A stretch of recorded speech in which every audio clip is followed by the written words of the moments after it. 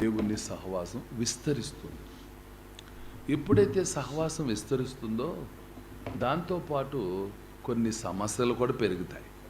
సరేండి, పెరిగే కొద్దీ అప్పుడప్పుడు అంటారుగా, పెరిగేదంతా విరుగుడు కొరకేనని. కొన్నిసార్లు పెరుగుతున్న కొద్దీ సమస్యలు కూడా పెరుగుతుంటాయి. ఇప్పుడు ఏం చేసుకోవాలి? వాటిని పరిష్కరించుకుంటూ వెళ్ళాలి, లేక సరిచేసుకుంటూ వెళ్ళాలి, సమర్థించుకుంటూ వెళ్ళాలి. దాన్నే సామర్థ్యం అంటారు. దేవుని బిడ్డలుగా అందుకే అంటాడు, ప్రియుడా నువ్వు వర్ధిల్లుచున్నావా, కానీ అన్ని విషయాల్లో వర్ధిల్లాలి. అందుకే ఇంకొక మాట అన్నారు, ఎవనికి ఎక్కువగా ఇయ్యబడినో వాని దగ్గర ఎక్కువ లెక్క చూచును. ఎవరికి ఎక్కువ కావాలని కోరుకుంటాం, మంచిదే, ఎక్కువ కావాలి, ఎక్కువ ఉండాలి, మంచిదే.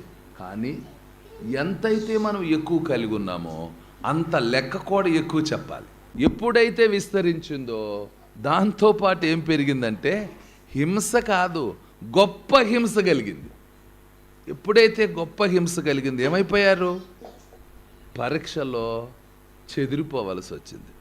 సరేండి, నిజమే. ఇప్పుడు దేవుని సంఘము విస్తరిస్తున్నప్పుడు వారి మధ్యలో ఏర్పడిన పరిస్థితి ఏమిటంటే కొన్ని సమస్యలు వచ్చాయి. దేవుని బిడ్డలుగా నువ్వు ఎదుర్కొంటున్నావేమో, భయపడొద్దు, విశ్వాసంతో ప్రార్థించు. దేవుడు న్యాయవంతుడు కనుక తన న్యాయము మన పట్ల జరిగించునుగాక. దేవుని తీర్పు జరుగునుగాక. దేవుని వాగ్దానాలు మన జీవితంలో నెరవేరునుగాక. దేవుని చిత్తము సఫలమవునుగాక. ఆమేన్. ప్రార్థన చేసుకుందాం. దయచేసి అందరూ కళ్ళు మూసుకోండి. తండ్రి, మీకు వందనాలు చెల్లిస్తూ ఉన్నాం. ప్రతి ఒక్కరి మీద నీ ఆత్మకార్యాలు జరిగించండి. ప్రతి పాపపు కాడి విరిగిపోవాలి, ప్రతి శత్రువు కాడి విరిగిపోవాలి. ప్రతి వారి జీవితంలో చెప్పనాశక్యమైన మహిమాయుక్తమైన ఆనందాన్ని అనుభవించాలి. పరలోక శక్తిని పొందాలి. లోకం, పాపం, సాతాను వెళ్ళగొట్టబడాలి. యేసు రక్తము ప్రతి ఒక్కరి మీద ప్రోక్షించబడాలి. మంచివారిగా, యోగ్యులుగా కట్టబడాలి, కాపాడుకోవాలి.